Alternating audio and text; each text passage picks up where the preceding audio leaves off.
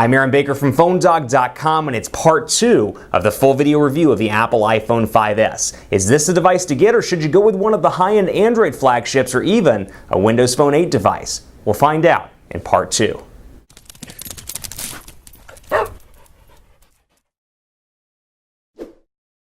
We start out part 2 of our Apple iPhone 5S video review on the lock screen, which is a place that you're obviously going to spend a lot of time on if you buy an Apple iPhone 5S or 5C. So you can see here, this is the benefit, or one of the benefits, of the 5S. So we'll jump in here and you can enter your passcode if you want to. I can throw in 1, 2, 3, 4 and it'll unlock just like normal. But another benefit, the fingerprint sensor.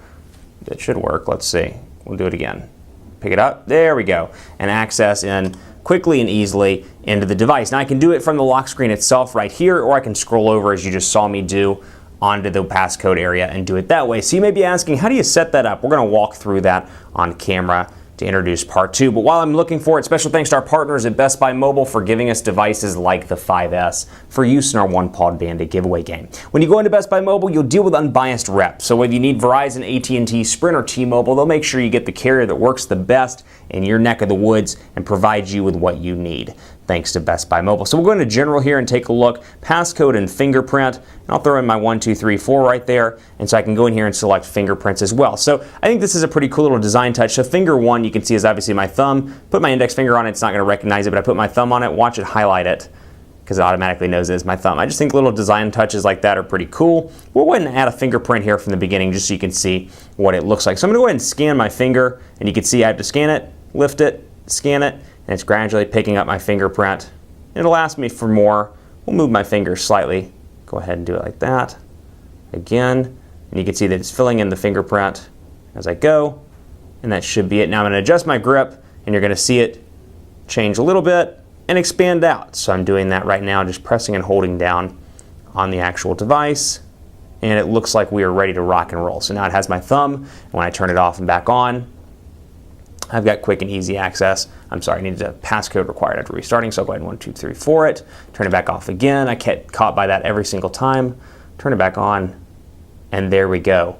Easy access to my device. Now, you can set that at 1 minute, 5 minute intervals, whatever's easiest for you. But I think that is a pretty cool feature. We saw this on Android devices, the Atrix 4G to boot, but it didn't kick off on other Android devices. So hopefully with the ecosystem that iOS has, perhaps we'll see this feature reinvigorate itself and become popular on other Android and even Windows Phone 8 devices in the future. Let's jump into speed test here and take a look at AT&T's 4G LTE network connectivity in the Dallas metro area. My office is not fantastic for AT&T LTE, but I will say for the most part it's fantastic in the city, both in Dallas and in Fort Worth and in the Metroplex in general. We'll go ahead and begin the test right here and see how it performs. Download speeds I've seen as fast as at my house, between 25 and 45 to 50 megabits per second. Upload speeds anywhere between 15 and about 25 megabits per second. So you can see here kind of typical LTE speeds right now, maybe in the high end of HSPA plus, low end of LTE, 5 to 6 megabits per second on the download.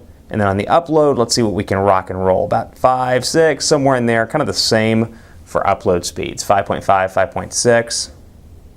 And we're rocking and rolling on the upload speeds. Boom, and ping of 42 milliseconds. So not bad, but again, I've seen speeds far faster all around. Now this device itself is packing a non-removable battery in this device. And you can see back in the bag, no ability to remove that. I will say you get a pretty decent amount of battery lifetime, but it's not going to compare to the 3,000 milliamp hour battery you see in the G2, or perhaps the 2,600 milliamp hour battery you see in the Galaxy S4. I even found the HTC One's 2,300 milliamp hour battery to be a little bit longer in day-to-day use. This is not its strength. I find now, granted, this thing charges incredibly fast, but from an overall battery perspective, there are better devices on the market. One area this place does excel though, or this device I should say, does excel. The camera continues to be absolutely fantastic, and while I don't care for the overall implementation of the new interface, I find that it's a little bit small and kind of hard to get in. It could be a combination of the display and the overall interface itself. Don't really care for it. I find that it's kind of hard to constrain a picture to that small of a space, but let's pull over something. Let's pull over the iPhone 5.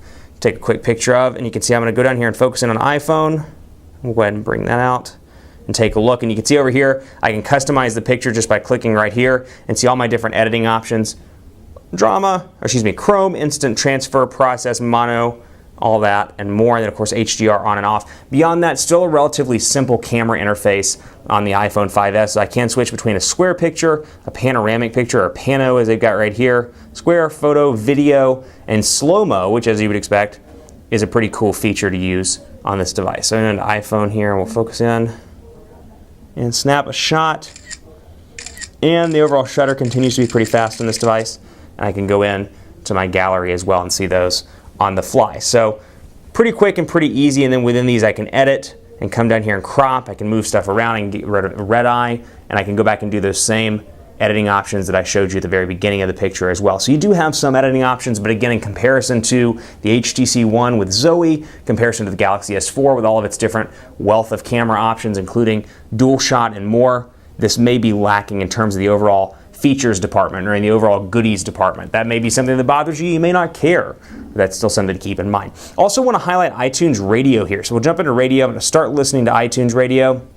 I'll agree, and we'll jump right in and take a look and set up some stuff here on the fly on camera. iTunes Radio, a direct competitor to Pandora. If I were Pandora, I'd be a little bit concerned. iTunes Radio comes out of the box and is free. Yeah, we'll use cellular data. That's okay. We'll rock the data. New station. So I'm going to come in here and say, you know what, I listen to country on a regular basis. I like Texas country, obviously, as you would expect. And I'm going to go ahead and add that to my new stations. And then boom, there's my Texas country radio station, and I can skip between all these.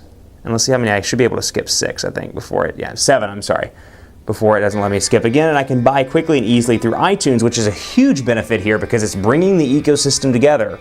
And that's something that everybody likes, myself included. It's one of the things every now and again I miss about the iOS side is the fantastic ecosystem. Quick and easy to get iTunes rolling here. Auto syncs with my Mac, and I've got the song in a heartbeat just by clicking there and paying $129. I can also use my fingerprint for purchases, so that's pretty cool as well. So I can get information about the song, new station, tune this station, hits, variety, discovery. I can allow explicit tracks if I want to, and then go back and forth and add new stations here. And then same stuff over here, playlists, artists, songs, and more, which I can go through and access all of that. So pretty quick and easy, and then I can swipe up here and access it through the music controls on the device itself as well, which is nice to have an in-house music control solution as opposed to, for example, Spotify on Android, which opens up its own set of controls. Not saying it's a bad thing, but it is a little bit different. I like the in-house look and feel of this device a little bit more there. But it's a tough call, you know, more so than ever. It's really challenging between this and Android devices. You've got some fantastic options on the Android side. Galaxy S4, HTC One, LG G2, the upcoming Note 3, Moto X. I can keep naming them over and over again. And there's some great competitors, and it's not like, you know, say 2010 or 2009, because I carried the iPhone for years. And one of the reasons why I did carry it is because it was so fluid, and so it just worked. You hear Apple people say that on a regular basis. It just worked. Well, fast forward to 2013, and speed-wise, Android is caught up. So it's less of a speed battle, less of a fluidity battle, and more a battle of what's most important to you. Is this a device I would recommend? Absolutely. Would I recommend it as strongly as I would in 2009? Well, it depends on what you use your device for. But what I will say is this: Android, Windows Phone 8, and more have caught up. So I would say evaluate what you're going to use your phone for and then make a decision from there. If you need the ecosystem, you use Mac stuff at home, and this is a great ecosystem complement, go with the iPhone 5S. If you use Gmail and Google services, it may not be the best option for you. Keep it locked on PhoneDog.com for more on the Apple iPhone 5S. I'm on Twitter at PhoneDog_Aaron. I'm on Facebook at Facebook.com/Hi Aaron Baker. Let me know what you think of this device on Twitter or on Facebook, and let me know if it's something you'd consider buying. Thanks for watching. More to come on the iPhone 5S. And as always, I'll see you next time.